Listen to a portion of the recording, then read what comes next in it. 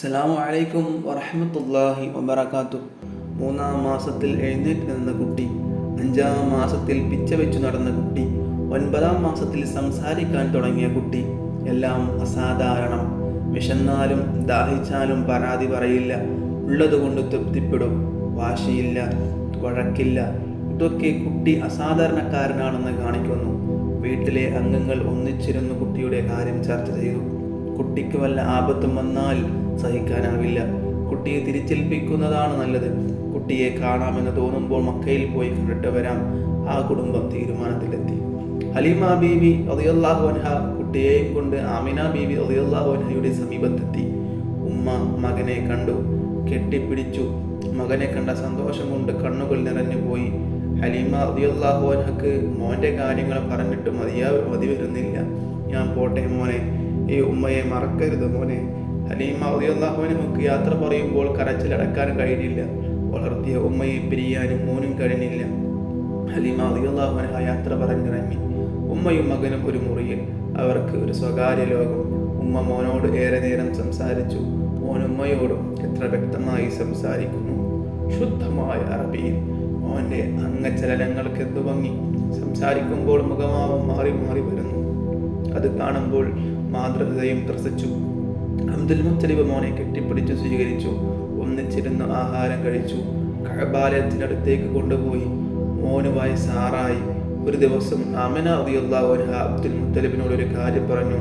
എനിക്കും മോനും കൂടി ഒന്ന് യസ്രിബിൽ പോകണം. ആമിന റളിയല്ലാഹു അൻഹയുടെ വാക്കുകൾ ആ വൃദ്ധനെ അത്ഭുതപ്പെടുത്തി. ദുഃഖചിന്തകൾ മനസ്സിൽ ചലനം സൃഷ്ടിക്കുന്നു. യസ്രിബിൽ പോകുന്നതിനാണെന്നറിയാം. ആ ഖബർ സന്ദർശിക്കാനാണ്. പ്രിയപ്പെട്ടവരെ സന്ദർശിക്കണം,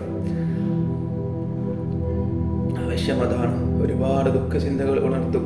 ആമിനെ വേദനിക്കും. ആ വേദന കാണാൻ തന്നെ കൊണ്ടാവില്ല. മോൻ ഇതുവരെ യസ്രിബിൽ പോയിട്ടില്ല. മോനെയും കൊണ്ട് യസ്രിബിൽ പോകാൻ ആമിന റളിയല്ലാഹു അൻഹ ആഗ്രഹിക്കുന്നു. പോയി വരട്ടെ, അതാണ് നല്ലത്. കാഫില പോകുമ്പോൾ കൂടെ വിടാം. നല്ലൊരൊട്ടകത്തെയും ഒട്ടകക്കാരനെയും ഏർപ്പാട് ചെയ്യാം. വീട്ടിൽ തന്നെ ഒട്ടകം ധാരാളം, ഒട്ടകക്കാരും ധാരാളം. ആമിന, നീ വിഷമിക്കണ്ട, യാത്രയ്ക്ക് ഞാൻ ഏർപ്പാട് ചെയ്യാം. അബ്ദുൽ മുത്തലിബ് പറഞ്ഞു. ആമിന റളിയല്ലാഹു അൻഹക്ക് സമാധാനമായി. മോനെ, നമുക്ക് യസ്രിബിൽ പോകണം. ഉമ്മ മകനോട് പറഞ്ഞു. മകൻ ചോദിച്ചു, എന്തിനാണ് ഉമ്മ? ഉമ്മ ബാപ്പയുടെ കഥ പറഞ്ഞു കൊടുത്തു. യസ്രിബിലെ ബന്ധുക്കളുടെ കഥയും. യസ്രിബിലെ ബന്ധുക്കൾക്ക് മോനെ കാണാൻ എന്തൊരാഗ്രഹമാണെന്നറിയുമോ? അവർ കാത്തിരിക്കുകയാകും. മോന് സന്തോഷമായി. കാണാത്ത നാട്, കാണാത്ത ബന്ധുക്കൾ. മോനിപ്പോൾ വീട്ടിൽ കളിക്കാൻ ഒരു കൂട്ടുകാരിയുണ്ട്, ഒരു അടിമ പെൺകുട്ടി. പേര് ഉമ്മു ഐമൻ. നമുക്ക് ഉമ്മു ഐമനെയും കൂടെ കൊണ്ടുപോകാം. മോന് സന്തോഷമായില്ലേ? എനിക്ക് സന്തോഷമായി. മോൻ്റെ സന്തോഷത്തിൽ ഉമ്മയും ഉമ്മു ഐമനും പങ്കുചേർന്നു. ഉമ്മു ഐമൻ എന്ന പെൺകുട്ടി മോനെന്ന് പറഞ്ഞാൽ ജീവനാണ്. എന്തൊരു സ്നേഹം! എപ്പോഴും കൂടെ നടക്കും, ഭക്ഷണം കൊടുക്കും, വസ്ത്രം കഴുകി കൊടുക്കും, കുളിപ്പിക്കും, കിടത്തി ഉറക്കും. എന്തൊരു കൂട്ടുകെട്ടും സ്നേഹവും! അബ്ദുൽ മുത്തലിബ് മോനും തമ്മിൽ വല്ലാതെ അടുത്തുപോയി. പിരിഞ്ഞിരിക്കാൻ വയ്യ. എപ്പോഴും കുട്ടി സമീപത്ത് വേണം. എന്തെങ്കിലും കാര്യത്തിന് പുറത്തു പോയാൽ ആവശ്യം കഴിഞ്ഞ് ഉടനെ ഇങ്ങെത്തും മോനെ കാണാൻ. യസ്രിബിൽ പോയാൽ കുറേ നാളത്തേക്ക് കാണാൻ കഴിയില്ല. ഓർത്തപ്പോൾ മനസ്സിൽ നിറയെ ദുഃഖം. എന്നാലും പോയി വരട്ടെ, ദുഃഖം സഹിക്കാം. യാത്രയുടെ ദിവസം നിശ്ചയിച്ചു. ഒരുക്കം തുടങ്ങി. കാത്തിരുന്ന ദിനം പുലർന്നു. ഒട്ടകവും ഒട്ടകക്കാരനും തയ്യാറായി. അബ്ദുൽ മുത്തലിബ് മകനെ കെട്ടിപ്പിടിച്ച് ചുംബിച്ചു. വേദനയോടെ യാത്ര പറഞ്ഞു. ഉപ്പുപ്പായെ പിരിയാൻ മോനും വിഷമം തന്നെ. ഞങ്ങൾ പോയി വരട്ടെ. ആമിന റളിയല്ലാഹു അൻഹ യാത്ര പറഞ്ഞു. സ്ത്രീകളും കുട്ടികളും പുരുഷന്മാരും നോക്കി നിൽക്കി. ഒട്ടകം മുന്നോട്ട് നീങ്ങി. എല്ലാ കൽപ്പുകളും തേങ്ങുകയായിരുന്നു. എല്ലാവരുടെയും ചിന്തകൾ 6 വർഷങ്ങൾക്ക് പുറത്തേക്ക് പറന്നുപോയി.